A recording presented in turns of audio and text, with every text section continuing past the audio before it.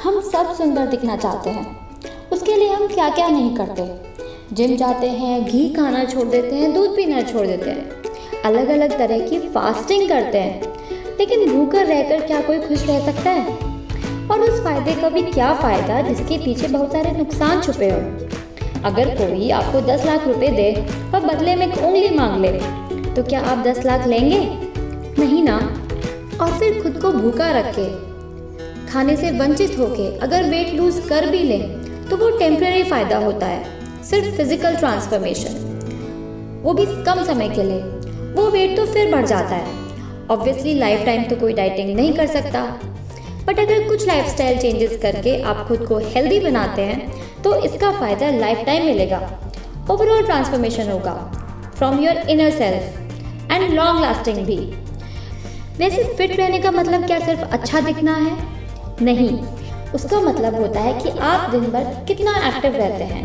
Healthy और fit रहने का मतलब है कि आपके बॉडी के सारे systems, immune system, digestive system, mind, heart वगैरह सब अच्छे से वर्क करें। और अगर आपको कोई प्रॉब्लम भी हो, कोई पेन्स भी हो, कोई बीमारी हो, तो आपकी बॉडी उनसे आराम से लड़ पाए। बट हम लोग सिर्फ वेट लॉस में ही लगे रहते हैं और गलत तरीके अपनाने की वजह से फैट लॉस की जगह वाटर लॉस, मसल लॉस और न्यूट्रिशन लॉस कर बैठते हैं। In fact as per the researches, कितने लोगों को ये नहीं पता है कि जब हम कम टाइम में बहुत ज़्यादा वेट लूज करते हैं तो गॉल स्टोन्स यानी पथरी का रिस्क बहुत ज़्यादा बढ़ जाता है।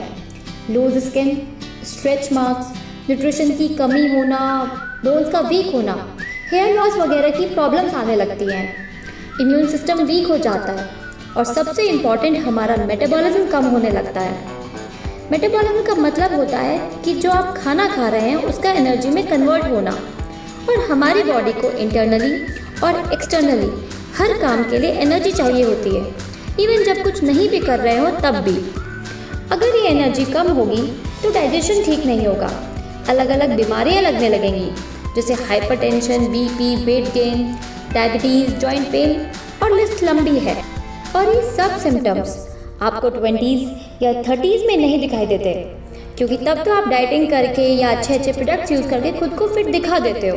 बट 35 के बाद या 40s तक आते आते जब आपके पास सब घर, गाड़ी वगैरह, मटेरियलिस्टिक फैसिलिटीज़ तो बढ़ने लगती हैं, लेकिन मेटाबॉलिज्म कम होने लगता है। आप तब हर वक्त टायर्ड फील करते हो, या फिर आए दिन सप्लीमेंट्स चेंज करते रहते हो, या फिर अलग अलग पेन के लिए डॉक्टर्स के चक्कर काटते हो। तो फिर 40s में एक्शन लेने की बजाय क्यों ना हम लोग 30s में ही जितना जल्दी हो सके अपनी हेल्थ के लिए प्रिवेंटिव और एक्टिव मोड में आ जाएं। उतना हम सिम्टम्स को पोस्टपोन भी कर पाएंगे। फिट रहने के लिए और हेल्दी वेट लॉस के लिए क्या क्या ज़रूरी है?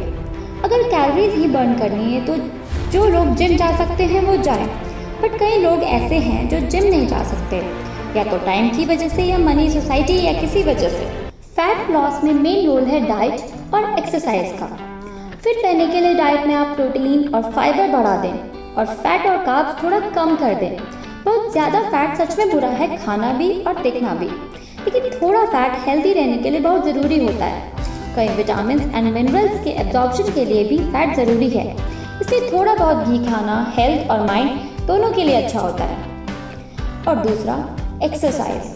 कैलोरीज बर्न करने के लिए वॉकिंग करो। वॉकिंग सबसे बेस्ट एक्सरसाइज होती है। हाउसवाइफ्स की तो वैसे ही किचन और बच्चे के पीछे भागते भागते कैलोरीज बर्न हो जाती हैं, और वर्किंग लोग ऑफिस में लिफ्ट की जगह स्टेयर्स वगैरह यूज़ करके अपनी कैलोरीज बर्न कर सकते हैं। टाइम निकाल के आप घर पर ही 1 आवर एक्सरसाइज कर सकते हैं तो वो बेस्ट होता है। बट इसके अलावा अगर आप 30-40 मिनट भी देंगे विद अदर लाइफस्टाइल चेंजेस तो भी आप हेल्थ मेंटेन रख सकते हैं। हाँ, हेल्दी हैबिट्स एक दिन में नहीं लाई जा सकती। डाइटिंग जल्दी शुरू कर सकते हो, बट लाइफस्टाइल चेंजेस में थोड़ा टाइम लगता है। उसमें माइंड को भी एक्सरसाइज और वर्कआउट करना पड़ता है, और फिर डाइटिंग करने के लिए भी तो माइंड पर कंट्रोल करते ही हो ना, तो क्यों ना ये कंट्रोल अदर लाइफस्टाइल में कर लें। क्वांटिटी नहीं, क्वालिटी पे फोकस करो। अच्छे लाइफस्टाइल चेंजेस की तरफ मूव करो। इससे आपकी बॉडी के सारे सिस्टम्स ठीक रहेंगे और आप एक्टिव और खुश रहोगे, और अपनी फैमिली और फ्रेंड्स को भी खुश रख पाओगे।